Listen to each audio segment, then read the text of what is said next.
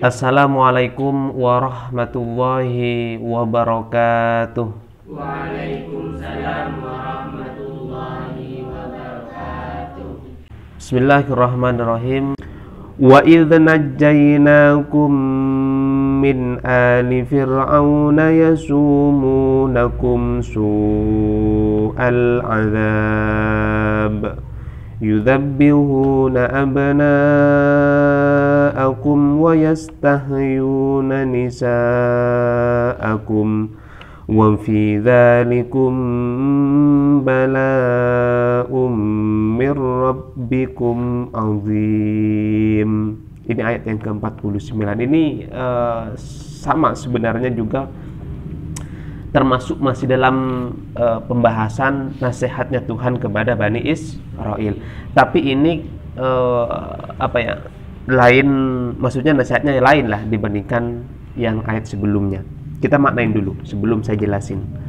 Wadhkuru, ingatlah, idh najjaynakum, ketika kami membebaskan kepada kamu, ai aba'akum, maksudnya nenek moyangmu, wal khitabu, adapun khitab, bihi, dengan kata wa idh najjaynakum, wa bima ba'dahu, dan kalimat yang setelahnya, lil mawjudina, adalah bagi generasi, fi zamani nabiyina, pada zaman nabi kami, bima an'ama ala abaihim, ya, dengan nikmat yang diberikan kepada nenek moyang mereka, tadzkiran, sebagai peringatan atau mengingatkan, lahum, kepada mereka, binikmatillahi ta'ala, dengan nikmat Allah subhanahu wa ta'ala. Apa tujuannya? Liyu'minu, supaya mereka beriman. Kami, kata Tuhan, menyelamatkan mereka dari apa? Bin ali fir'auna, dari kaum Fir'aun. Yasumunakum, seraya kaum Fir'aun ini menimpakan kepada kalian atau kepada kamu, yudhikunakum, menimpakan kepada kamu, su'al azabi, seberat-beratnya siksaan, asyaddahum. Wal jumlatu, adapun kalimat tersebut, apa kalimat tersebut ini? Yasumunakum su'al azab, halun, adalah menjadi hal, penjelas, min dhamiri najjaynakum, dari dhamir najjaynakum, jadi dhamirna. Yudhabbihuna, menyembelih mereka, ya, mereka ini siapa? Kaumnya Fir'aun. Bayanun lima qablahu, menjadi penjelas bagi kalimat atau bagi kata sebelumnya. Abna'akum, kepada anak-anak laki-laki, al-mauludina, ya, anak laki-laki, wa yastahyuna, yastabquna, dan mereka kaum Fir'aun di sini membebaskan atau membiarkan hidup, nisa'akum, kepada anak perempuan kamu, liqauli ba'dil kahanati, karena ramalan sebagian tukang tenung. Tukang tenung ini kurang lebih seperti dukun lah, gitu ya. Lahu, kepada Fir'aun, inna mauludan, ya, sesungguhnya anak laki-laki, yuladu, yang dilahirkan, fi bani Isra'ilah, pada Bani Israel, atau di tengah-tengah Bani Israel, yakunu sababan, akan menjadi penyebab, lidhahabi mulkika, akan lenyapnya kerajaan kamu Fir'aun, wa fi dhalikum, dan di dalam kamu atau itu, al-adzabu, siksaan, awil inja'u, atau pembebasan, balaun, menjadi cobaan, ibtilaun, ujian, au in'amun, atau pemberian nikmat, min rabbikum azim, dari Tuhanmu, azimun, yang besar atau agung. Jadi begini, pada ayat yang ke-49 ini sebenarnya nasihat Tuhan kepada Bani Israel, di mana nasihat ini menceritakan tentang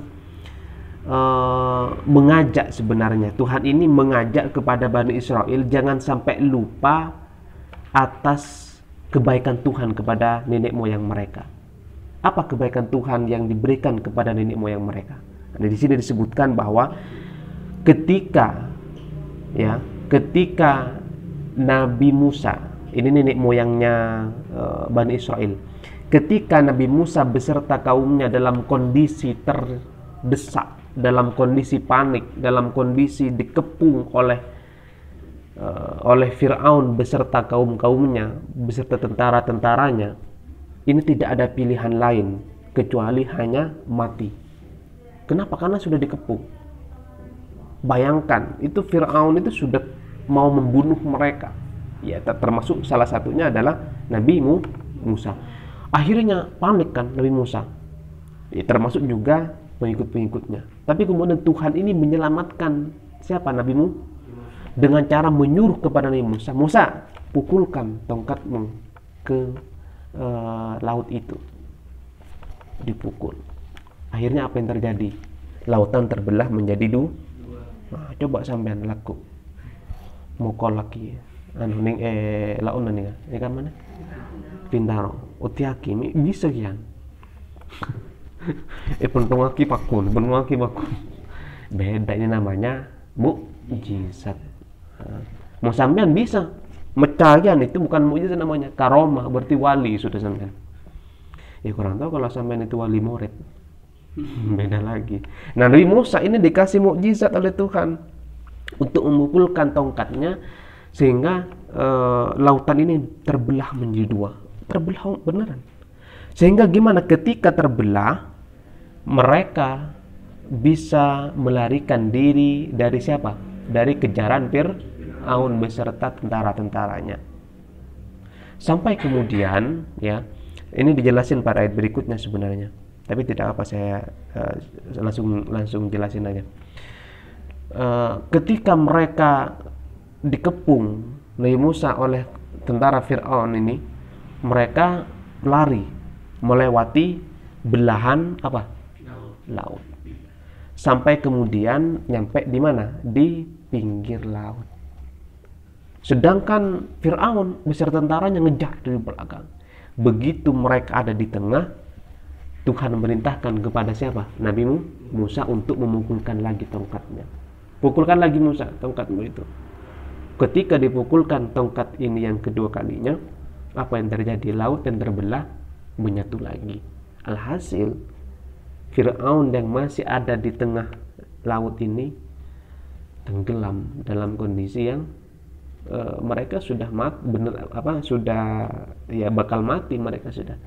Makanya disebutkan dalam beberapa ayat yang lain itu bahwa ketika Fir'aun ini sini mengaku bahwa saya ini Tuhan, tidak ada Tuhan selain saya, kata Fir'aun. Sombong banget ini orang memang ini. Kurang ajar ini. Ketika Fir'aun di sini sudah mau mati, artinya nyawa sudah ada di kerongkongan, dia bertaubat. Saya percaya bahwa Tuhan saya ini bukan saya, tapi ya adalah Allah. Ya nggak bisa. Itu kayak sampean sudah dinazak misalkan, sudah ada di sini. Nyawa sama sudah di sini di tenggorokan, itu taubat itu udah nggak diterima itu. Sama dengan Fir'aun, dalam kondisi tercekik mau taubat nggak bisa, gitu kan. Maka kemudian Fir'aun ini mati di mana? Di tengah laut.